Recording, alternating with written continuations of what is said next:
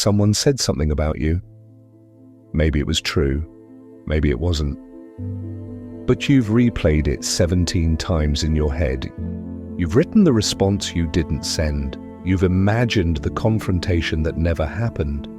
And somehow, without ever touching you, they've taken your focus, your peace, and your next 3 hours. So let me ask you this. What if the issue isn't what they said, but why it still has you? There's a version of you that doesn't unravel when criticized, that doesn't rehearse arguments in the shower, that doesn't refresh notifications to see if they responded, not because you don't care, not because you're detached, but because your peace is no longer up for negotiation. And here's the thing, that version of you isn't out of reach. It's not reserved for people with thicker skin or easier lives. It's the result of something specific, something you can actually build. And if you stay with me for the next few minutes, I'll show you how. Most of us think the problem is what people say, so we try to fix it by avoiding conflict, controlling how others see us, defending ourselves faster, or shutting people out entirely. And all of that feels reasonable until you realize it doesn't work. Because 2 weeks later, someone else says something, and you're right back where you started. Here's what's really happening. You're treating words like threats, and as long as you do, you'll keep reacting like you're under attack. Scripture reframes the issue completely. A man without self-control is like a city broken into and left without walls. Proverbs chapter 25, verse 28. The problem isn't the words, it's that the gate is open. So friend, let me ask you this. When someone criticizes you, do you turn it into a courtroom? They said, I'm selfish. Am I selfish?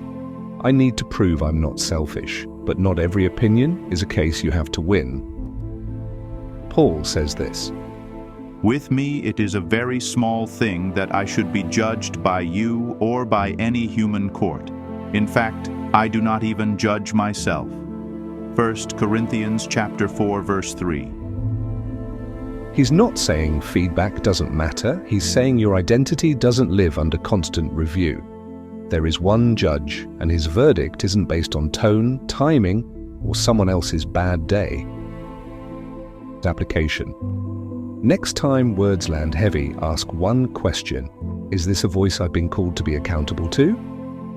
If yes, listen with humility. If no, release it without defense. You are not on trial. So friend, stay with me here.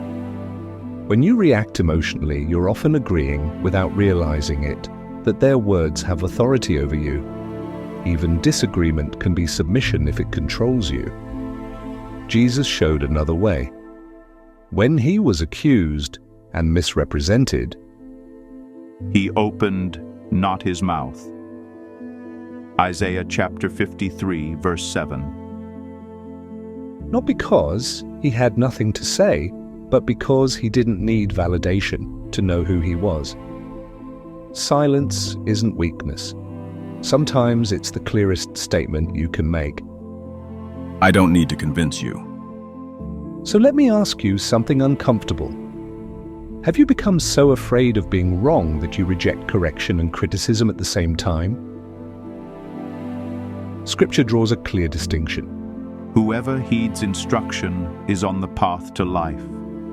Proverbs chapter 10, verse 17. Here's the key. If you allow God to correct you, people won't control you, because humility disarms offense. Application. Invite feedback from people you trust before criticism comes from people you don't. It removes the sting. You know the loop. Someone says something, and for hours you replay it. What you should have said, what you'll say next time. But rehearsing keeps you trapped in a conversation that already ended. Paul warns. We are not ignorant of his designs. 2 Corinthians chapter 2, verse 11. One of those designs is distraction, replaying what doesn't matter until you forget what does. Application is when you catch yourself rehearsing, say out loud, I release this conversation. It no longer has me.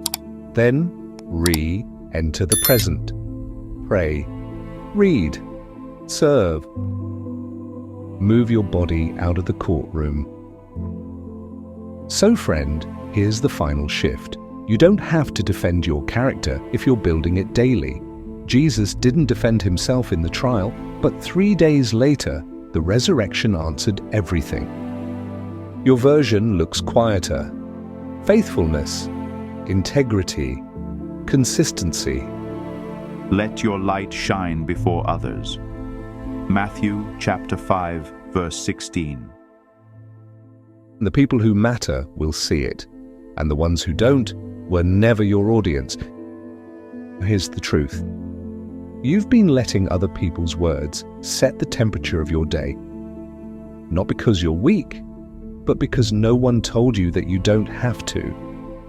These shifts aren't about becoming cold. They're about becoming free. So pick one, and the next time someone's words try to take you, don't go. Before you go, stay with me for just a moment. This isn't information, it's reflection. Whose voice are you giving too much weight? And what would change if you rebuilt walls again? Not to keep people out, but to keep peace in. May God bless you to be a man or woman after his own heart. I have found in David, the son of Jesse, a man after my heart, who will do all my will. Acts chapter 13, verse 22.